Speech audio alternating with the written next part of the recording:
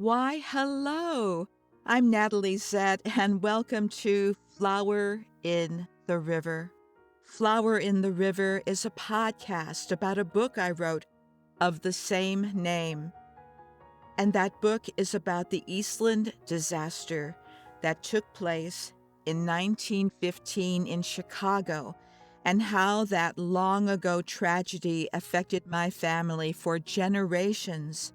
I'll talk about writing and family history and what to do when the supernatural comes into your life when you're innocently doing a family history research project. Come on and let's have some fun with this.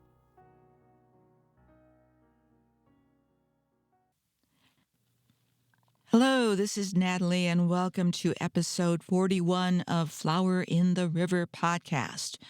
Are you ready for a curveball? You should be, because this one connects baseball to the Eastland disaster.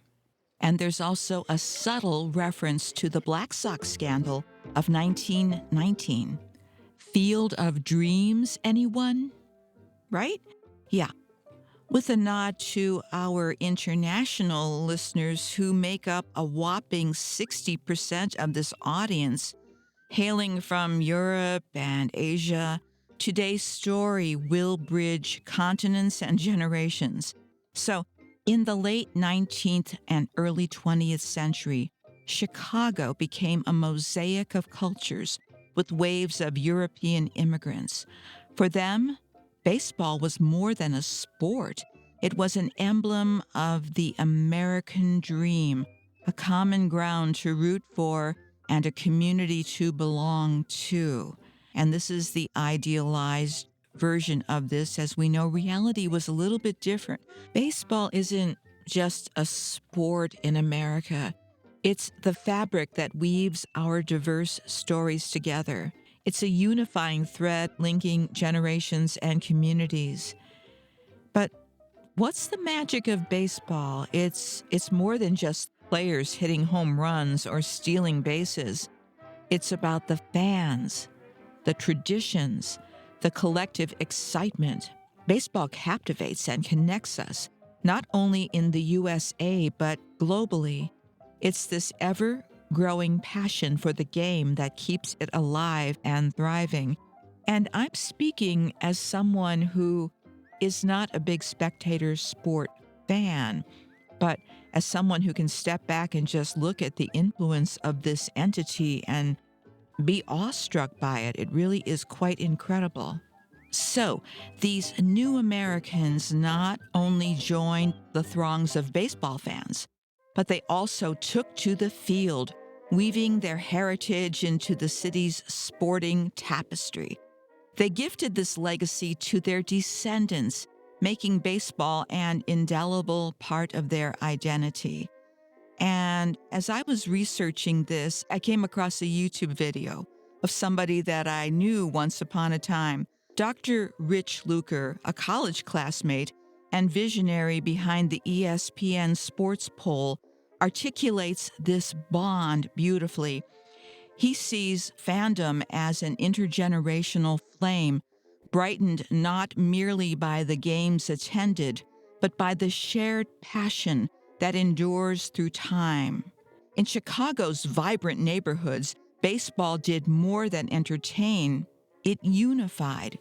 Local industries and community-sponsored teams and immigrant workers found camaraderie and pride in playing for them. When we think of baseball, Chicago baseball, we think White Sox, we think Cubs, but there's so much more to it than that. I was surprised. So our journey begins in 1851 when amateur teams from neighboring towns laid the foundations of a tradition.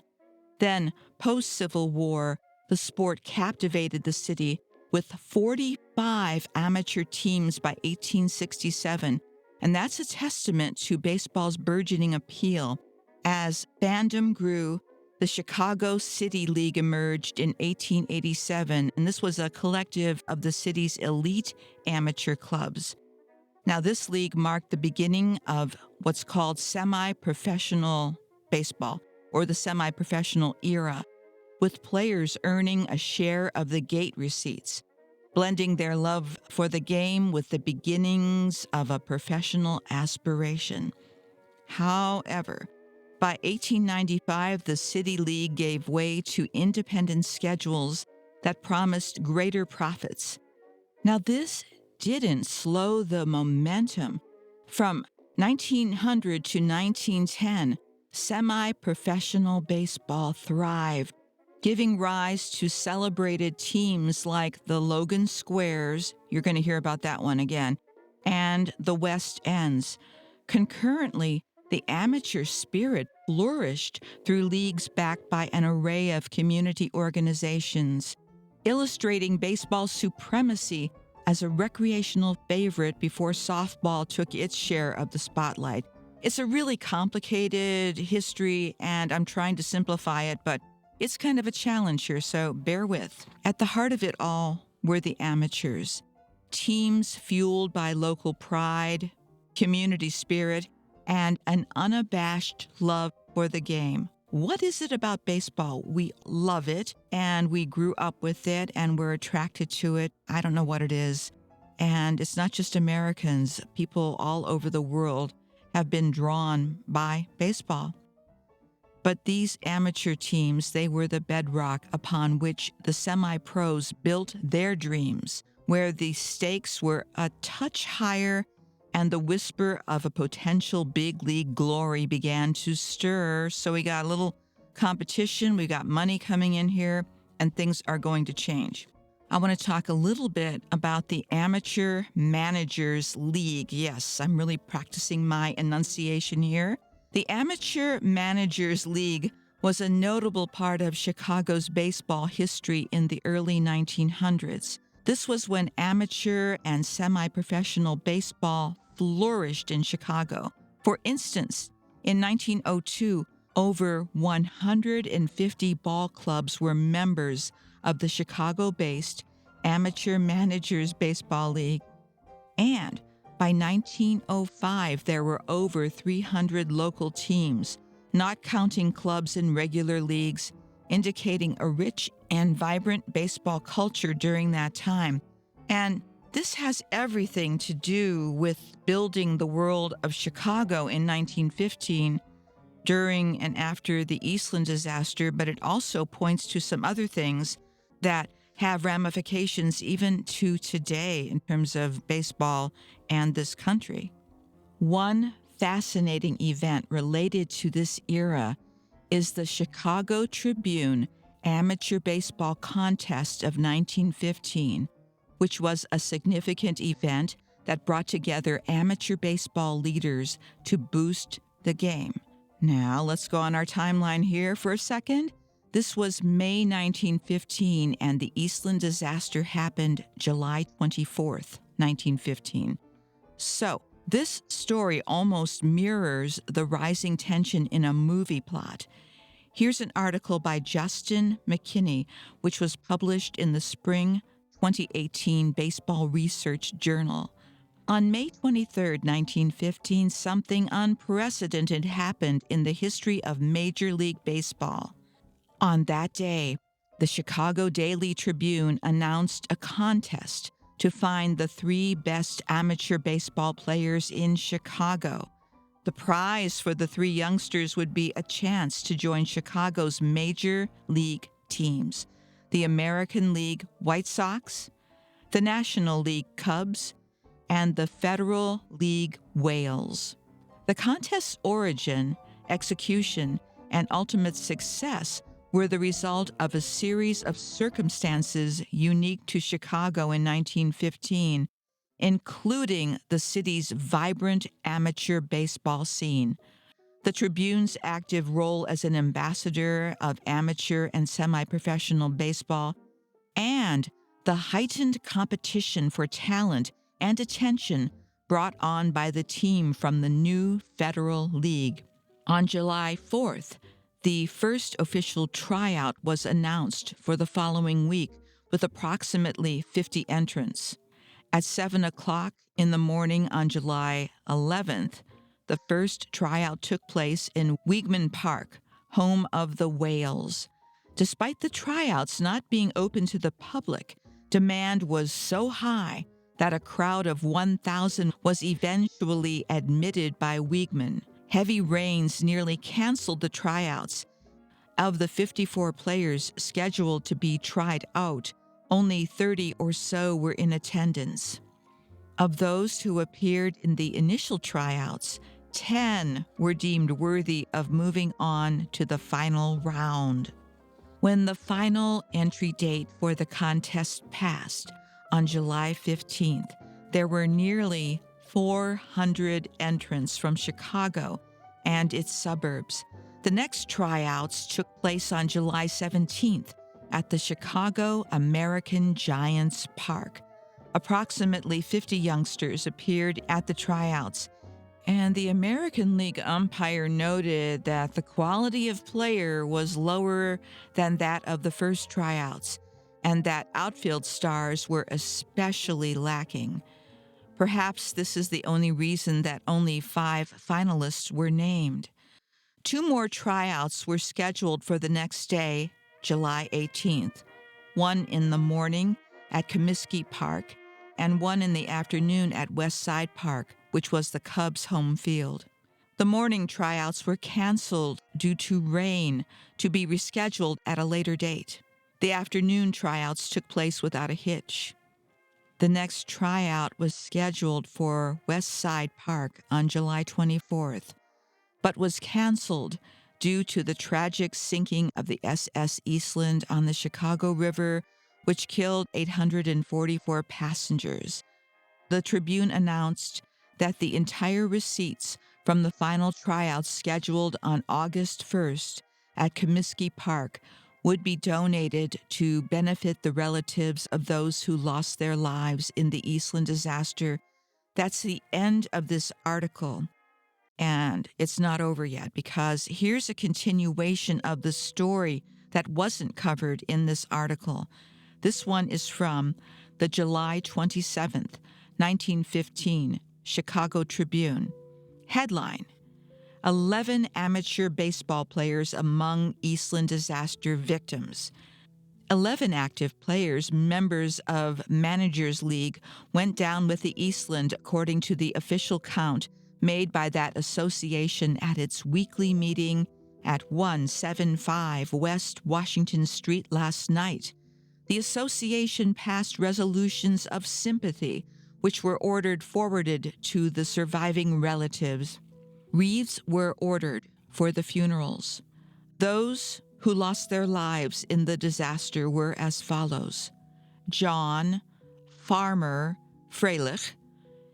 John was part of the Merleys baseball team. Harold Meyer.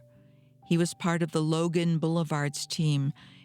Albert Kennedy, part of the Topaz team.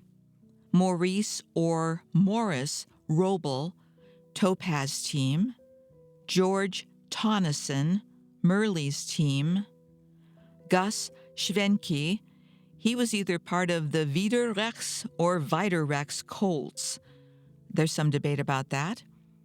Frank Rehor, Western Electric's team.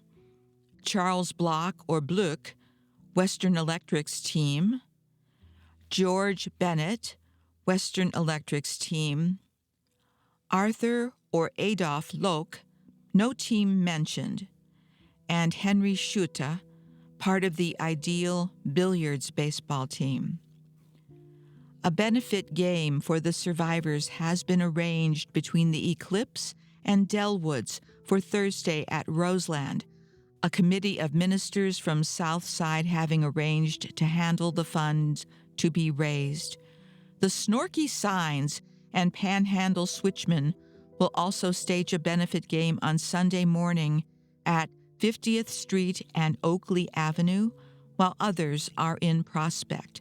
That's the end of the article. And I want to mention that the same or nearly the same piece was reprinted in the Dziennik Chicagowski, which is one of the Polish language papers that I've referenced previously. This demonstrated that these sports teams were another bridge between these various communities that otherwise might not connect. Now, if you've listened to any episodes of previous podcasts, you probably know that we are going to run into a lot of name confusion. So, along with the name confusion, we're going to have some discrepancies in terms of number of ball players who were killed. I'm still trying to get not just primary sources, but corroborating primary sources to flesh this out. But this is what I have so far, and I'll always follow up if there is additional information available. But again, this is what I have so far. And if there are things that I can't corroborate, I will tell you. But again, this is one of those things that I don't think has been researched very much. Here's the thing. Much of this has to do with the speed at which they got these articles out during and after the Eastland disaster. And since many of these folks that are mentioned were immigrants or children of immigrants, some of the name differences are due to that as well. So we'll get to that. But these guys who died were part of this amateur baseball scene. So let's take an opportunity to get to know them a little bit better. The first one is John Freilich. And depending on the publication, he was also known as Jan Freilich. Different spellings of his last name, too.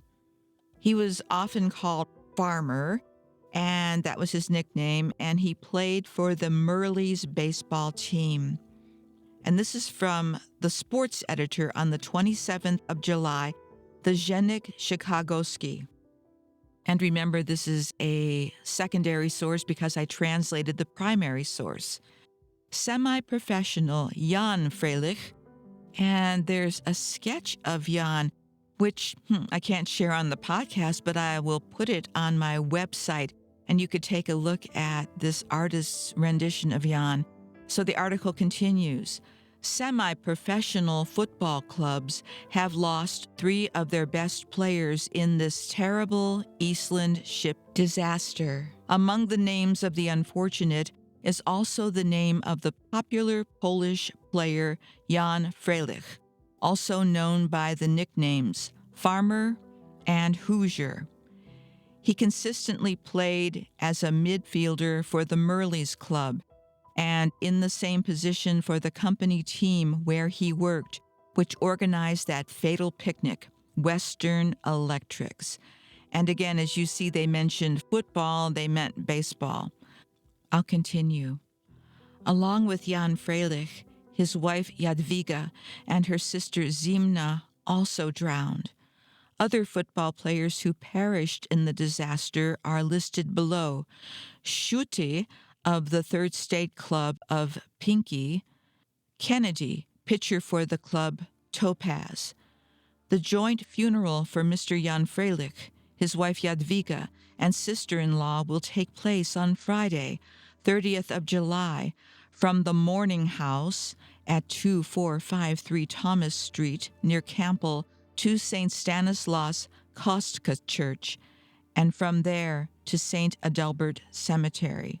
The 2-year-old orphan left behind is currently in the care of their grandmother and mother-in-law.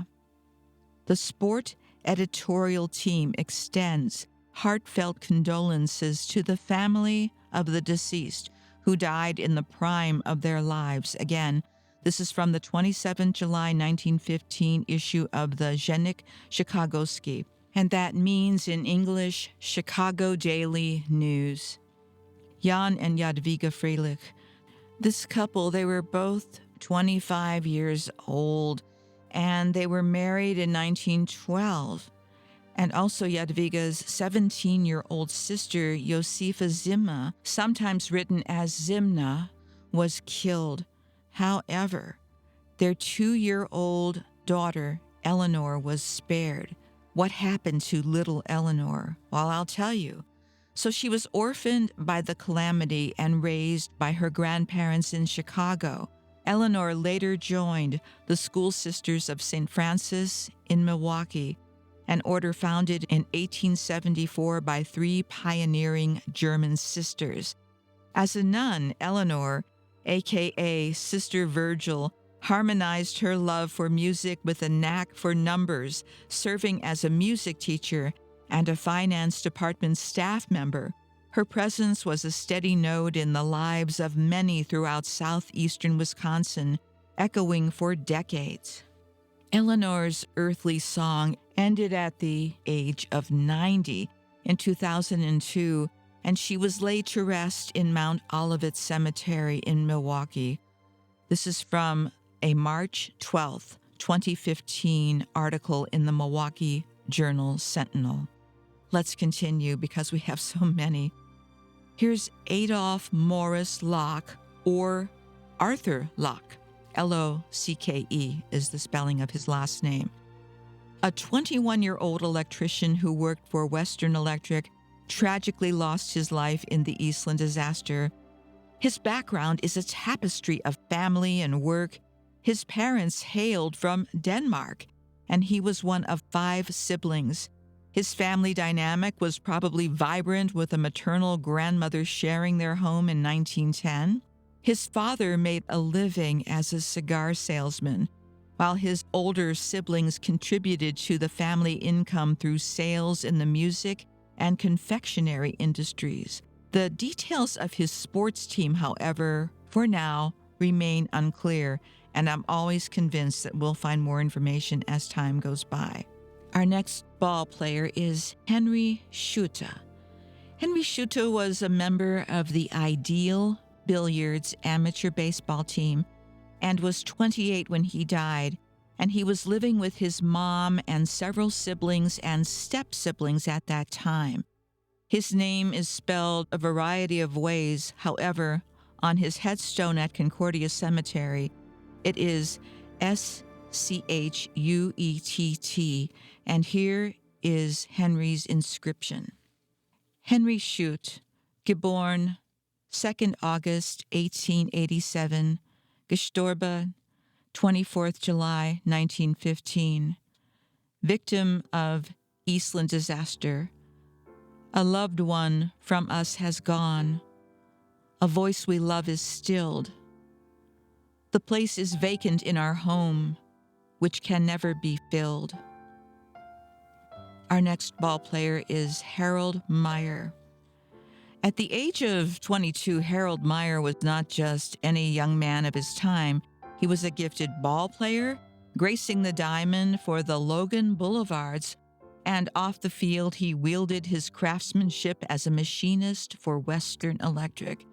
His story, however, is woven from threads that stretches back to lands far from the baseball fields of Chicago. The 1910 census tells more about Harold's lineage. His father, William, shared the trade of machinist, though the whereabouts of his workshop remain cloaked in history. What we do know that William's roots trace back to Germany, adding a rich layer to the family's American dream. Louisa Olson, Harold's mother, bore Illinois credentials, but her bloodline carried the heritage of Norway. Together, William and Louisa raised Harold alongside a younger brother, Norman, in a household that was a tapestry of the New World, stitched with the old country's resilience. George Tonneson is our next player. George Livingston Tonnesson's young life abruptly ceased at 23. His final moments are etched in the somber records of Trinity Lutheran Church. George channeled his energy onto the baseball field, playing for the Merleys, a local team where camaraderie and the crack of a bat under the open sky were routine joys. Off the field, his life was defined by the steady rhythm of industry, as noted in the 1910 census, where he is listed as a clerk amidst the clang and clamor of steelworks, the location of which now lies obscured by the passage of time. His lineage spoke of adventure and mystery, with a father hailing from the rugged landscapes of Norway, a man who delved into the secretive and intriguing world of private detective. Yeah, it's a chapter in the family's lore that begs for further exploration, rich with potential tales of intrigue and resolve. George's mother brought with her the essence of Sweden, and together with her husband, they raised a family in America, where at least one daughter shared the Tonneson home, a place where Norwegian sagas and Swedish tales might have mingled with the dreams and ambitions of their American-born children. Our next player, Albert J. Kennedy. At the age of 24, Albert, whose life was brimming with promise and vitality, was a beloved member of the Topaz baseball team, a place where his spirit and talent shone brightly. By day, he was a diligent clerk at Western Electric, a cog in the wheel of America's industrial revolution. Albert's roots were as humble as they were diverse. His father, Henry D. Kennedy, an Indiana native, knew the meaning of hard work, his hands calloused from his laborer's toil. His mother, Catherine Blake, carried the gentle strength of Canada in her veins. Together they built a life that was a blend of America's heartland's grit and the expansive generosity of the Canadian spirit. He grew up alongside two younger siblings, their childhood undoubtedly filled with the echoing laughter of games and the shared whispers of dreams in the night. Albert's role as the elder brother would have been his first mantle of responsibility, one he would wear with the same earnestness that characterized his endeavors. Albert's story, like all the other players, was cut tragically short by the Eastland Disaster. It's a mosaic of youth, work, play, and hope.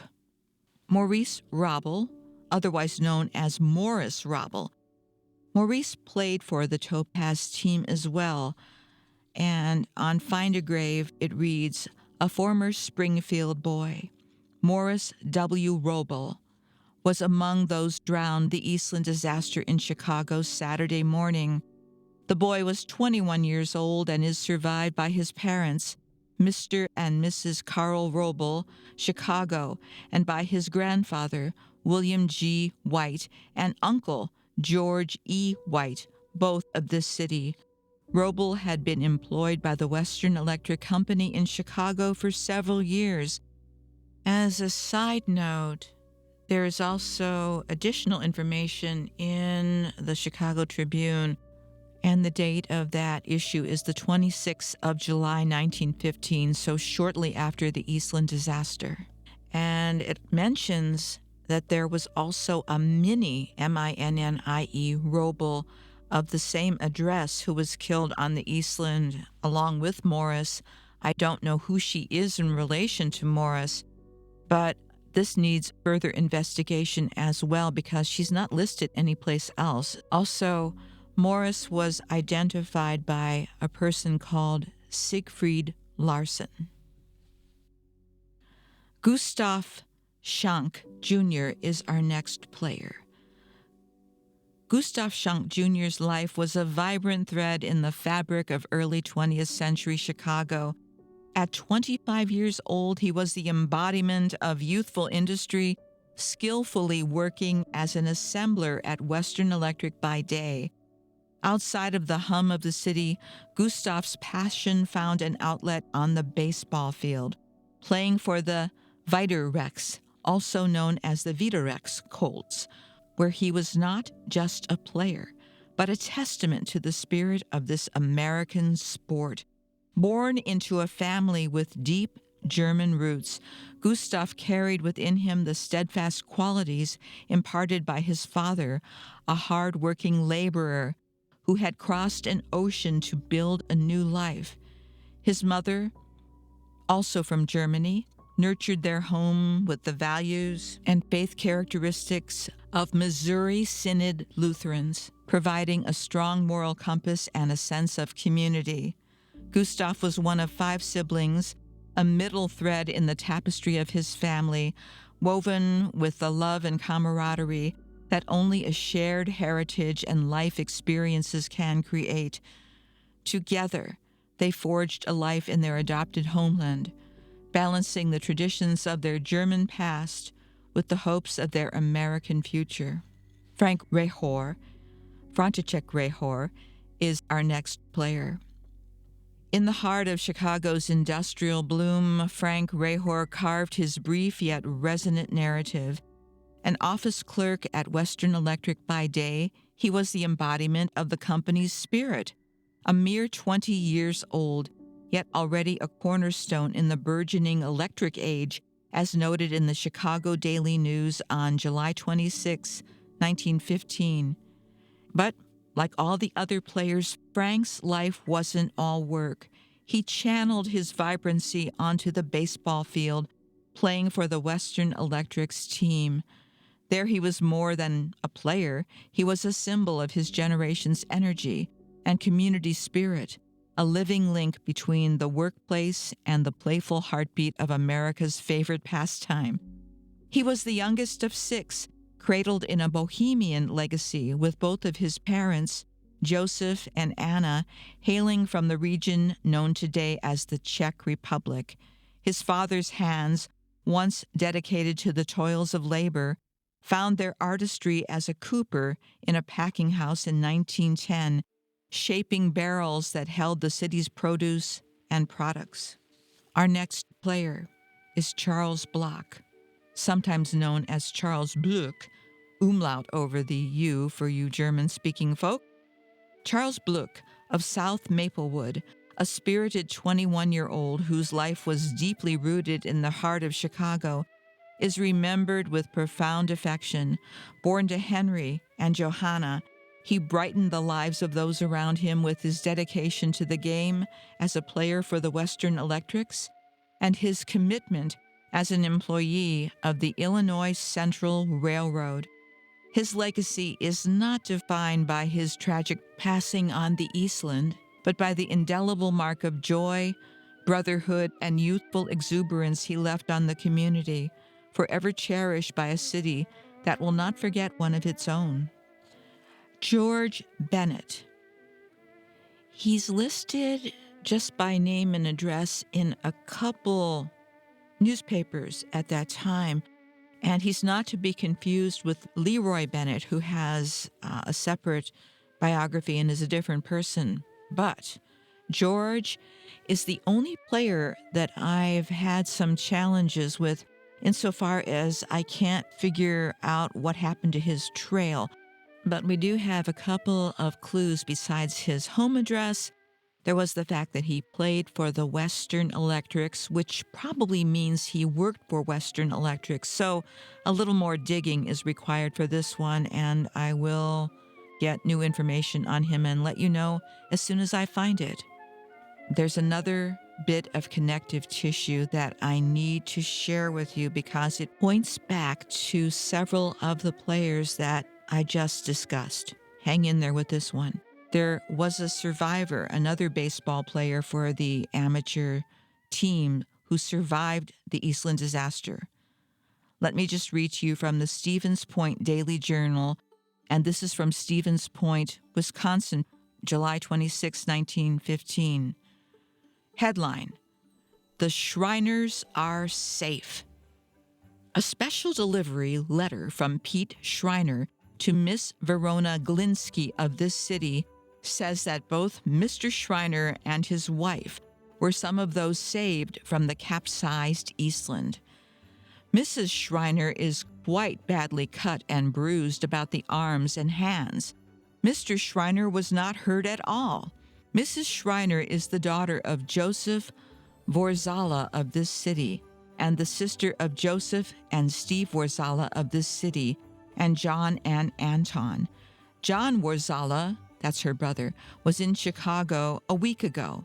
At that time, he saw his sister. They were not planning to go on the excursion since Mr. Shriner expected to visit in Milwaukee on Sunday. Evidently, they changed their minds, for both were on the Eastland when it capsized. This morning's Chicago Tribune prints the interview with one of the survivors of the tragedy. Quote, Al Kennedy, the star pitcher of the Western Electric team, left his sweetheart with Mrs. Pete Shriner, wife of another ball player, and went to round up some of the boys. I'm going to pause here again. Al Kennedy was one of the guys who was killed. He knew Pete Schreiner, and his sweetheart was staying with Pete Schreiner's wife. We'll continue with the article. He was just coming back when the boat tipped, and I heard him yell, "Grab a porthole, Pete," which Pete did, and was saved without even getting his clothes wet. Kennedy fell back into the hold with Morris, Roble, and Tonneson, and all three perished. Kennedy's sweetheart, whose name I don't remember, and Mrs. Schreiner were both revived at the Iroquois Hospital. Again, we just mentioned Kennedy, Morris Roble, and George Tonneson in the previous listing. So that's how these are all connected to the survivor. And Pete Schreiner, Frank Schreiner, has a very intriguing background.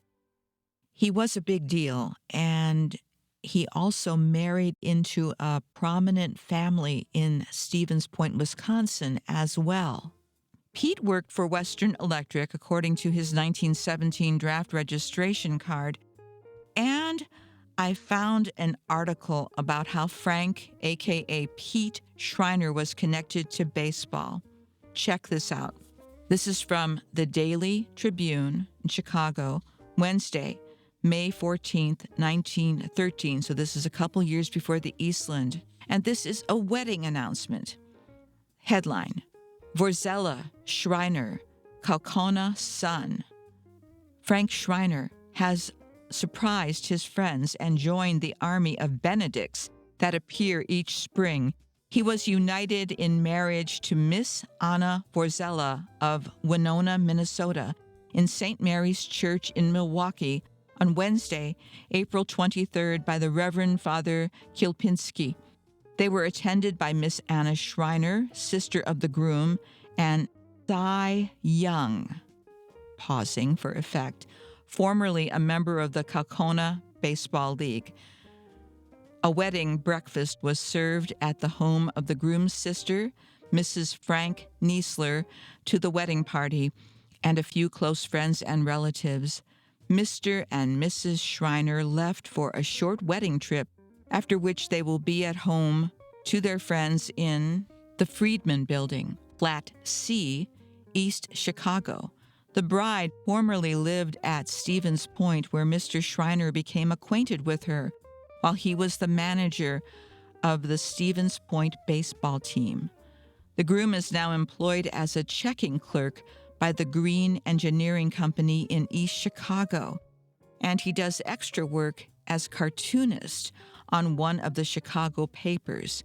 He will also play on the East Chicago League ball team. Okay, you heard the name Cy Young, right? Even if you're not a baseball fan, you probably know Cy Young. Was this the Cy Young? It's not, but I'll get into that. Well, it doesn't appear to be the Cy Young, but I'm not 100%. And we'll get into that, which is actually a great way to demonstrate how difficult doing this type of genealogical research can be, and how easy it is sometimes to jump to a conclusion without having evidence, lots of evidence to substantiate that conclusion. But here comes the connection to the Black Sox scandal. So our survivor, Frank, aka Pete Schreiner, he was interviewed many years later in 1956 in the Stevens Point Daily Journal, and he discussed this whole experience.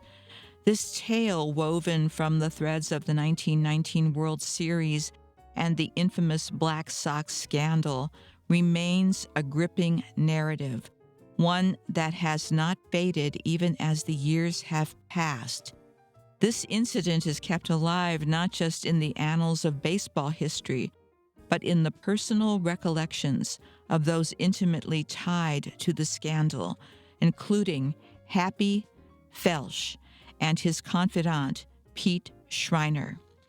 Happy Felsch, known by his cheerful moniker instead of his given name, Oscar, briefly played with a Stevens Point team in 1912, where his path crossed with Pete Schreiner, who would later recall the unfolding of Felch's career with both fondness and clarity from his residence. Schreiner, whose full name is Frank, reminisced about Felch's assertion that despite the gambler's influence, the accused players had not intentionally lost the games. Instead, they had planned to double-cross the gamblers. Felch had confided that financial dissatisfaction and being underpaid fueled the players' unrest. Felch's journey to Stevens Point was via Wisconsin Rapids, brought there by Schreiner, the manager of the Point team in 1912. During a memorable game, Felch hit a home run off a pitcher amusingly nicknamed Cy Young, real name Jacob Young, not the famous Cy Young, but a worthy namesake. And this is a sidebar note from me. So you remember that earlier wedding announcement for Schreiner? I think when they referenced Cy Young in that wedding announcement, it probably was Jacob Young, but I've not been able to prove that 100%. So let that stay as a theory that has yet to be proven. Okay, back to the article.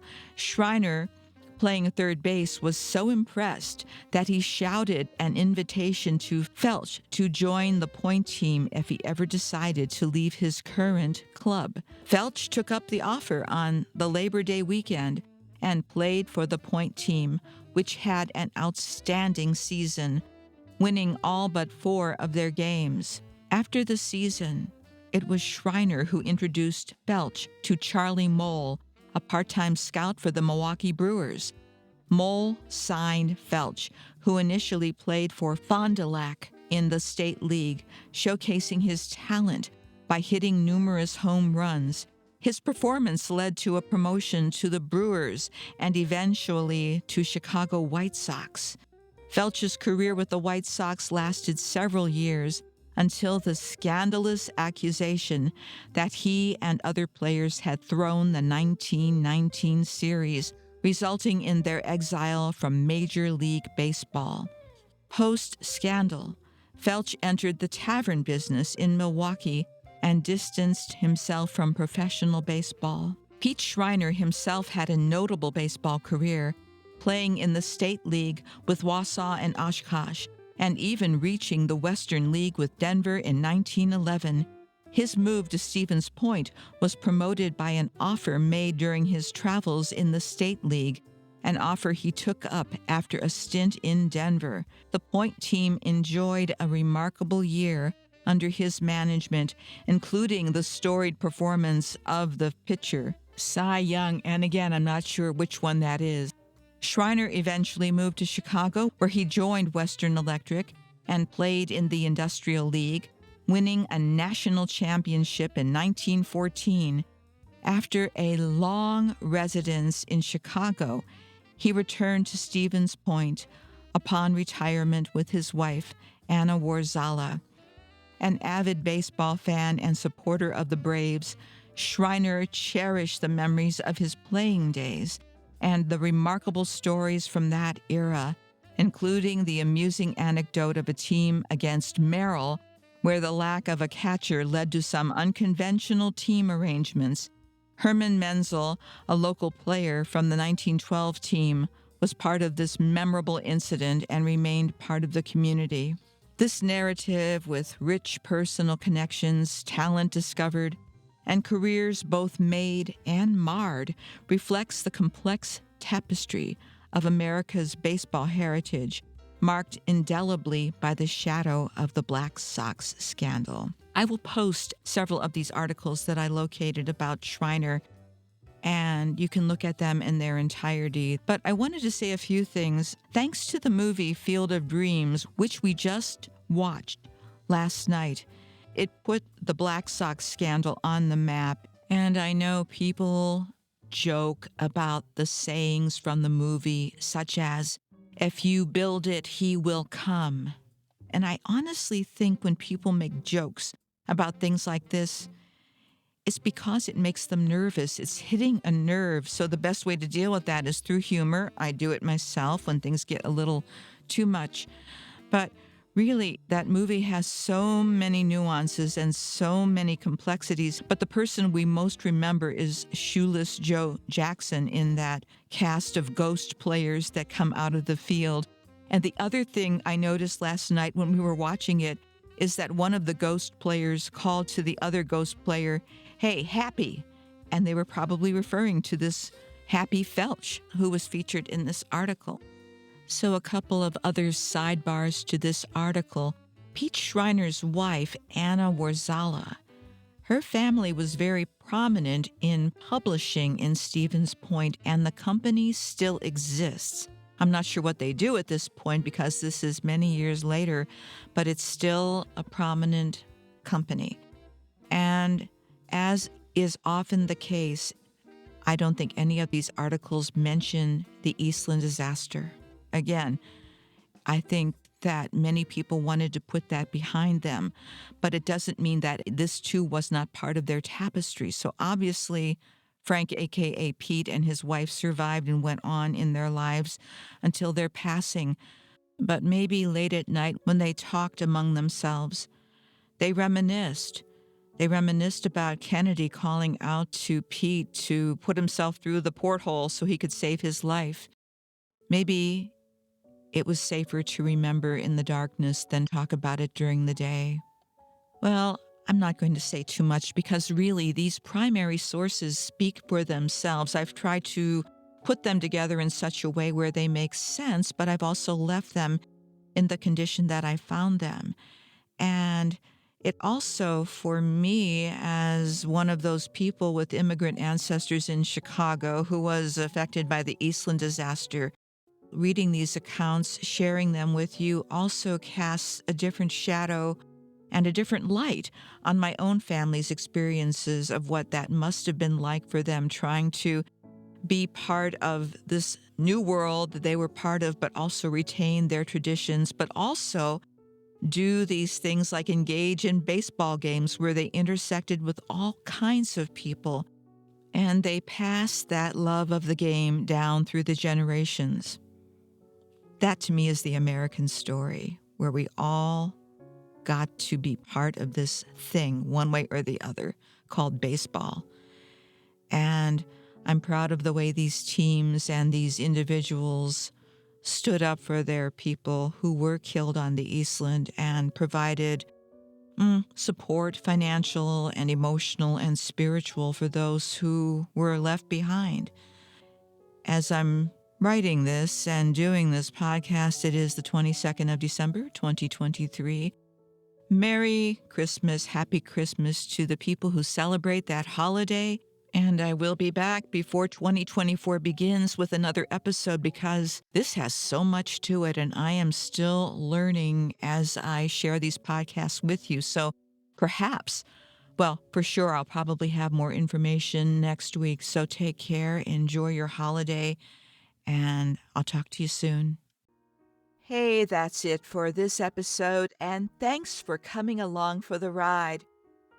Please subscribe or follow so you can keep up with all the episodes. For more information, please go to my website. That's www.flowerintheriver.com. I hope you'll consider buying my book, available now as audiobook, ebook, paperback, and hardcover, because I owe people money. And I'm just kidding about that. But the one thing I'm not kidding about is that this podcast and my book are dedicated to the memory of the 844 who died on the Eastland. Goodbye for now.